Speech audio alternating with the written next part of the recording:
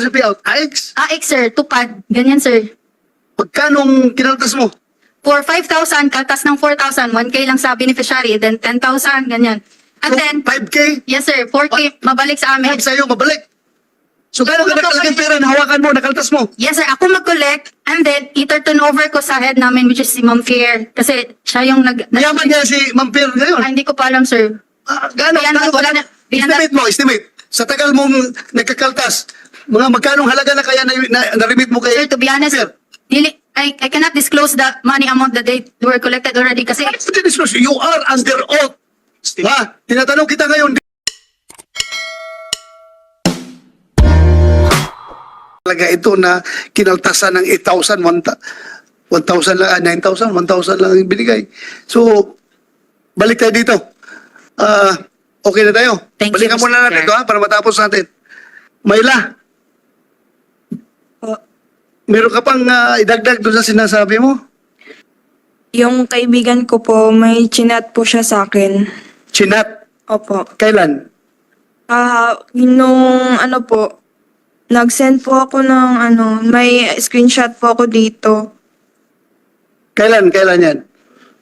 January 15 po. January 15. January 15, tapos Sino kaibigan mo? nung si Wency Rob Somoza po. Yung zero sa Musa, yung sinabi ni Mayor. Opo.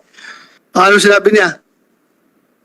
Sabi niya dito nung January 15, bang gi-question na ako sa taga Carmen bang niabot na sila ang inyong reklamo na apel imong pangalan nakabutang manggod kay Jovel ang record ba ayaw balik dito kay Ubahib kay Ipit jud ko ani ba ang nag-message po ani kay mo iyahang ka Ilara.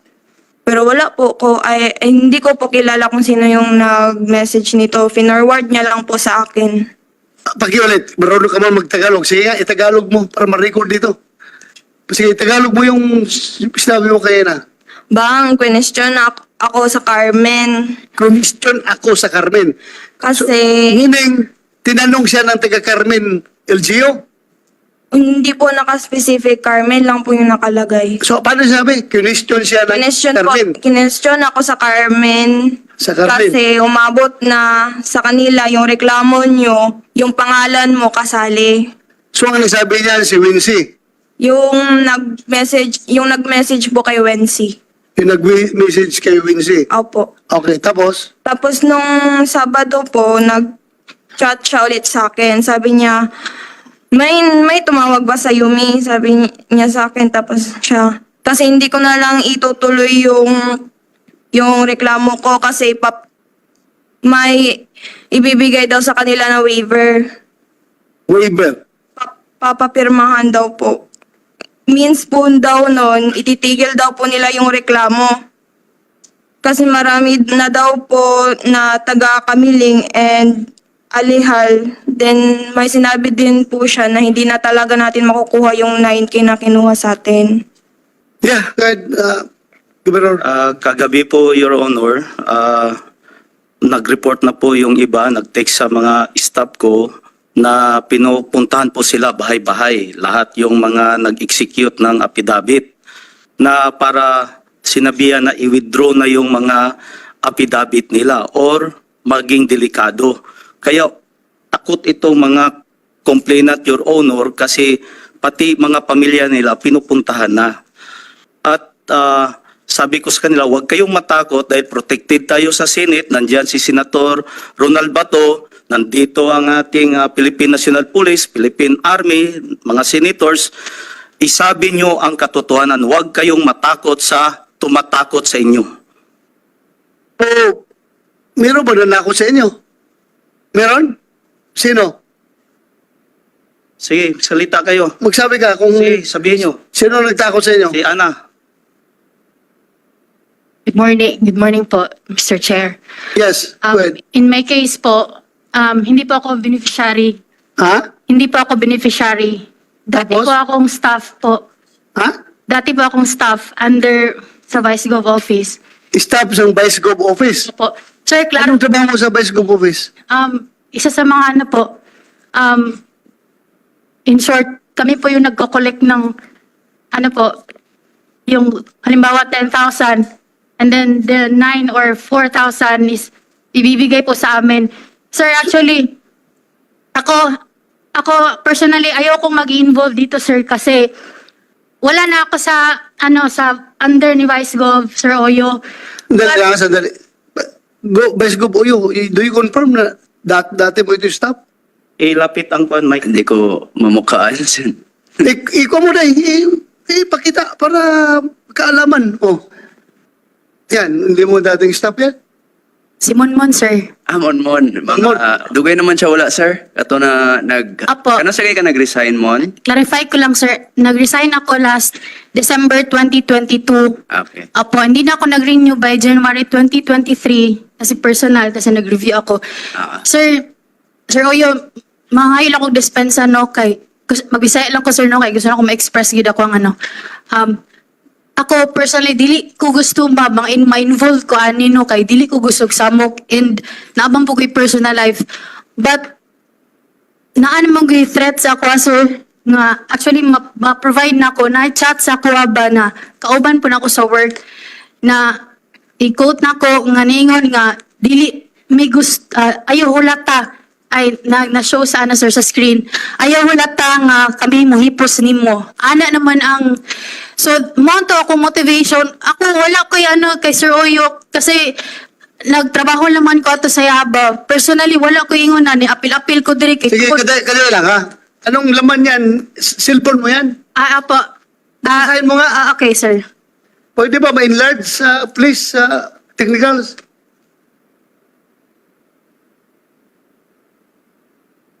Okay, sir, babasahin ko po. Okay. Mon, dili na ko mag-atik-atik kung unsa man inyong plano, ayaw ninyo dayon na o dili mo gusto mabali. Dili mi gusto ni Madam na makabalo si Sir Oyo na mga staff ra niya ang mubali niya kay wala takabalo sa mabuhat niya. Kinsa man ni si Madam? Si Madam? Ma'am Fier Sunga po. Persunga? Yes po. Sino si Persunga? Si Ma'am Fier Sunga, personally friend ko po talaga siya, sir. Siya ang nagpapasok sa akin to work with Sir Oyo during campaign. Okay. Opo, during campaign pa, isa na ako sa mga campaigner si Sir Oyo. Sige, then continue. Basahin mo. Okay po. And then, dili mi basta-basta nga kalaban o unsa man na nahibalaan nimo imuha na ayaw na pag-apil-apil kay og dili ka gusto kami ang muhipos nimo. Dili mo mudaog ana inyong kaso ug gusto kag trabaho adto og office kay ato nang istoryahan kabalo man ka kinsa duulan kay staff man ka diri dati. Ayaw hulata na kami ang ulihok. So sir, kini nga statement mao ning nag-udyok sa kuwaw. Ako wala ko'y kuan Sir Oyo na ako'y personal na kalagot wala jud.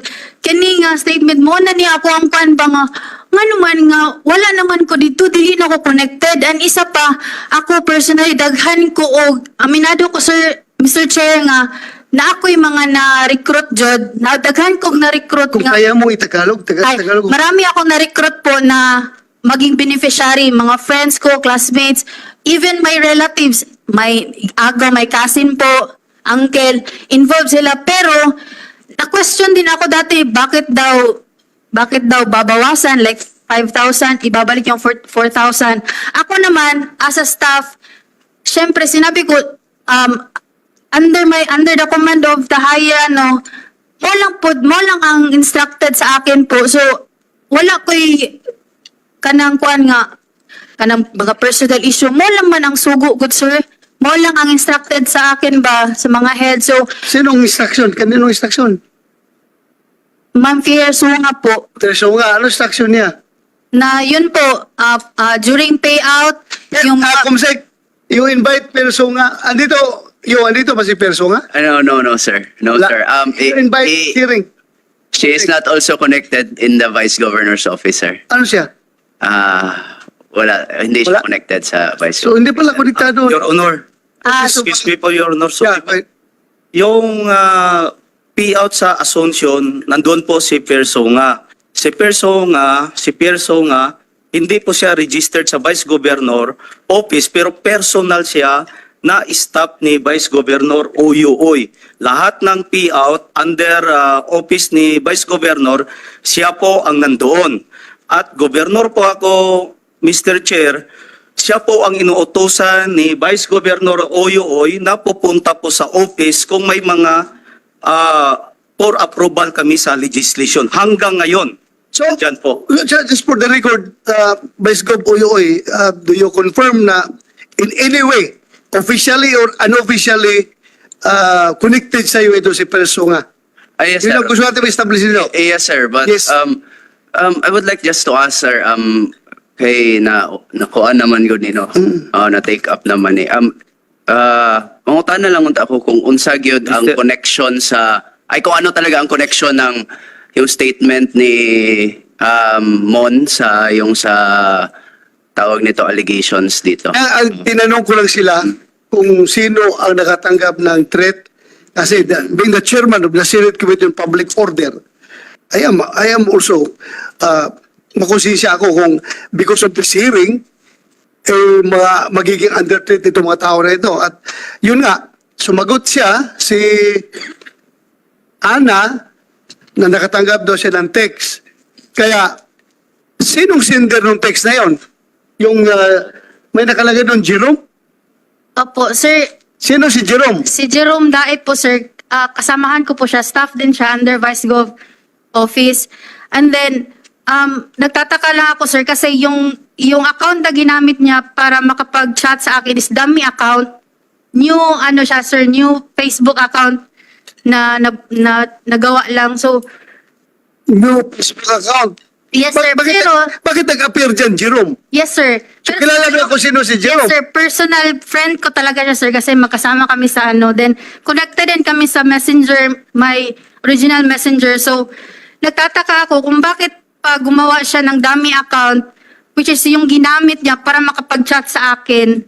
So, yun yung question ko din, sir, ba, na kung may sila, dapat personal na lang nila akong sabihan para if ever magaling, if hindi nila gusto nga mag-show ako dito, hindi na lang talaga ako mag-witness talaga, sir, ba? Kasi ayoko talagang ma-involve sa ganitong kasi ayoko ng gulo kasi may naman ako, umalis na ako doon sa Vice Gov office, employee na ako, private So, anong company. motive mo? Bakit ka pumunta dito? Sir, yung talagang threat, yun talaga, sir. Ito talaga. Kasi Threat natakot ka? ako, yes, sir. Kasi even my family, napuntahan na din nila. Sinong sila? Ma'am Fier po, sir, at saka yung kasamahan ko na si Greg. Pinuntahan ng ate ko kagabi. Greg, iba yung Jerome? Yes, sir, mga kasamahan ko. Tapos sabi ng ate ko, tawagan daw ako, i-convince daw ako na Pero naglapit naman ako kay Gov after na makaano ako ng threat. Kasi wala namang ibang magprotect sa akin. Kasi sabi ko naman, pag hindi ako, sir, mag-isera ko sa, kung maguni, sir, bang ako magong purpose is, involved naman good ko, na yung mga tao nga pwede mo turo sa kuha. Ako ang nagkuha sa ilang kwarta kay, usually ako mga na-recruit is kay ilara jud na ako. So pwede jud ko matuturo. Correct po siya. Ganito klaruhin natin. May mga payout na ikaw ang nagkaltas ng pera? Yes, sir. Like what? Anong kasi payout? AX? AX, sir. Tupad. Ganyan, sir. Pagkanong kinaltas mo? For 5,000, kaltas ng 4,000. 1K lang sa beneficiary. Then 10,000, ganyan. And So, then, 5K? yes, sir. 4K, mabalik sa amin. Have sa'yo, mabalik. So, gano'n ka nakalagay pera na hawakan mo, nakaltas mo? Yes, sir. Ako mag-collect. And then, i-turn over ko sa head namin, which is si Ma'am Fier. Kasi siya yung Mayaman niya si Ma'am Pierre ngayon. hindi ko pa alam, sir. Gano'n? Wala na. Estimate. Sa tagal mong nagkakaltas, magkanong halaga na kaya na-remit mo kay Sir, to be honest, Pierre? I cannot disclose the money amount that they were collected already kasi You are under oath. Ha? Tinatanong kita ngayon dito, so you tell me. okay. So magkano? Okay, sir, estimate mo? personally, yung time na nakakolek ako, may mga 100,000, more than 100,000. Yun yung mga, yes, Ilang beses yun? maraming beses na, sir. Maraming beses? Twice, thrice, ganyan ako pero more than that, napadyad, sir. Apo. Kumsek, yung next hearing, you invite Pierre Songa. Ito ba yung nasa picture? Yes, sir. Saan itong, saan dyan? Dahil saan dito? Yung naka-harap, naka-black? Black, sir. Babae yan, lalaki. Ha? LGBT po. LGBT. Dito siya nag-usulti kung saan siya. Gay po. Gay.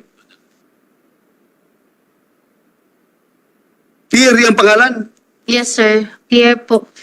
Pero ang nag-treat sa'yo, nagpadala ng text, si Jerome. Jerome, nakapangalan si Jerome Dae po. Which is gusto ko rin po talaga siyang ma-invite po also dito kasi para to, ano sir ba? We will invite him. Yes, sir. We will Para, invite him. We will invite kung him. siya pa talaga yung nagpadala ng message sa akin. Kasi kung walang message na gano'n, sir, dili ko magapipil, dili ko magpabida-bida din niya nga magwitis-witness kay ako pong protektahan akong self and also my sir, akong pamilya po. Mo lang na akong gusto yun maistorya. Well, nanintindihan kita. Yes po, Nanintindihan salamat kita. po. Hindi dahil sa threat through text, hindi ka appear dito. Yes, sir. Exactly po. Oh, swerte. Itong babae na to, ano pangalan mo? Monmon po, sir. Monmon. May nag-text sa kanya na nag-threat a certain Jerome. Please make sure na wala mangyari masama sa kanya.